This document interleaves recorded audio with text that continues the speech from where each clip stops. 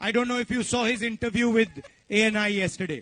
ഇന്നലെ ANI എന്ന് പറയുന്ന മാധ്യമമായിട്ട് അദ്ദേഹം നടത്തിയ അഭിമുഖം നിങ്ങൾ കേട്ടോ, നിങ്ങൾ കണ്ടോ എന്ന് എനിക്കറിയില്ല. I don't know if you saw his face and his eyes.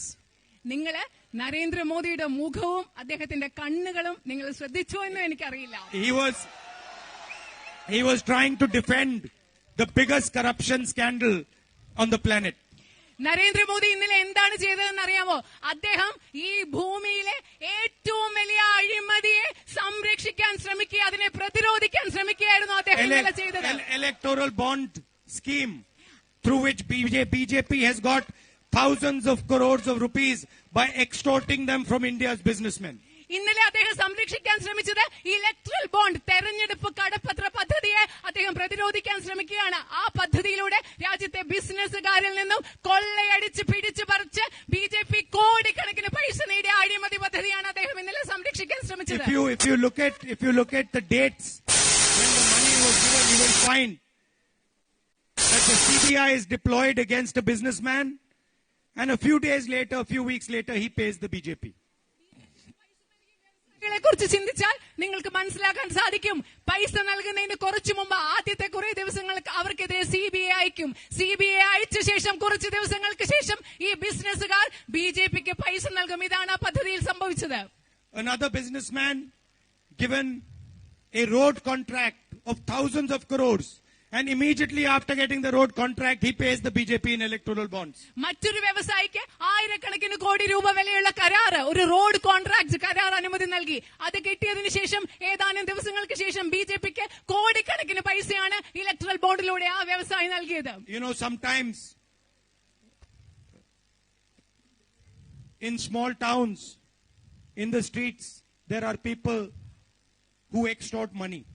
നിങ്ങൾക്കറിയാം, ചിലപ്പോൾ നമ്മുടെ റോഡില് ചില ചെറിയ ചെറിയ ഗ്രാമങ്ങളിലും ടൗണിലൊക്കെ ആൾക്കാരിൽ നിന്ന് പൈസ കൊള്ളയടിക്കുന്ന ചില ആളുകളുണ്ട്. നമുക്കറിയാം. You know, they will threaten somebody and they'll say, give me money. അവരെന്ത് ചെയ്യും? ആൾക്കാരെ കാണുമ്പോൾ അവരെ ഭീഷണിപ്പെടുത്തിയിട്ട് പറയും, എനിക്ക് പൈസ തരുമെന്ന് പറഞ്ഞ് പൈസ വാങ്ങിക്കുന്ന ആളുകൾ നമ്മുടെ നാട്ടിലുണ്ട്. You know them. In every town there are 5 or 6 people here. In every street there'll be somebody who'll threaten somebody, say, I'll break your legs if you don't give me money. ഇവിടെ നിങ്ങൾക്കറിയാം, നമ്മുടെ എല്ലാ വില്ലേജുകളും നമ്മുടെ ഗ്രാമത്തിലും റോഡിലും ഒക്കെ ഇങ്ങനെ കുറച്ചു പേരുണ്ടായിരിക്കും, എനിക്ക് പൈസ തന്നില്ലെങ്കിൽ ഞാൻ കാലടിച്ചു പൊട്ടിക്കും, മുട്ടടിച്ചു പൊട്ടിക്കും എന്ന് പറഞ്ഞ് ഭീഷണി. In the street it's called extortion. അതിനെയാണ് നമ്മൾ പറയുന്നത് എക്സ്റ്റോർഷൻ, അതായത് പൈസ പിടിച്ചു പറിക്കുക, കൊള്ളയടിക്കുക എന്ന് നമ്മൾ പറയും. How do you say extortion? Extortion? No, in Malayali how do you say it? കൊള്ളയടിക്കൽ, കൊള്ളയടിക്കൽ, കൊള്ളയടിക്കൽ, കൊള്ളയടിക്കൽ. In Malayalam you say kodayalekal. Modi calls it electoral bonds. മലയാളത്തില് നമ്മൾ കൊള്ളയടിക്കൽ എന്ന് പറയുന്ന കാര്യത്തിനെയാണ് നരേന്ദ്രമോദി ഇലക്ട്രൽ ബോണ്ട് എന്ന് പറയുന്നത്. What the common thief is doing on the street, the Prime Minister is doing at an international level. നിങ്ങൾക്കറിയാവോ, നമ്മുടെ നാട്ടിലെ ഈ റോഡില് സാധാരണ ഒരു മോഷ്ടാവ് നമ്മുടെ നിരത്തുകളിൽ ചെയ്തുകൊണ്ടിരിക്കുന്ന കാര്യമാണ് ഇന്ത്യൻ പ്രധാനമന്ത്രി അന്താരാഷ്ട്ര തലത്തിൽ നിന്ന് ചെയ്തുകൊണ്ടിരിക്കുന്നത്. ഞാൻ നിങ്ങൾക്ക് കുറച്ച് ഉദാഹരണങ്ങൾ പറഞ്ഞു മനസ്സിലാക്കി തരാം. Most famous airport in India is Mumbai airport. ഇന്ത്യയിലെ ഏറ്റവും പ്രധാനപ്പെട്ട പ്രസിദ്ധമായ എയർപോർട്ട് വിമാനത്താവളം എന്ന് പറയുന്നത് Mumbai വിമാനത്താവളമാണ്.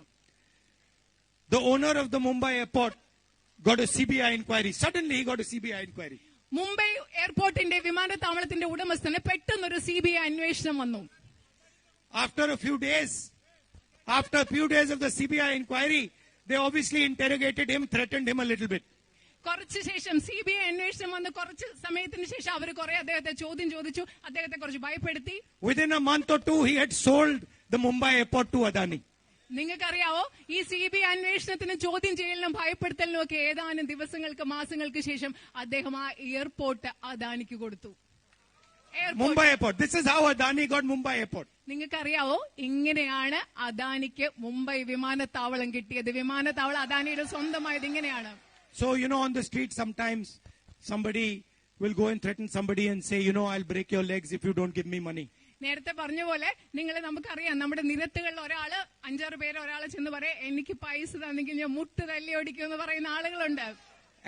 At the electoral bond level, the threatening is much more sophisticated.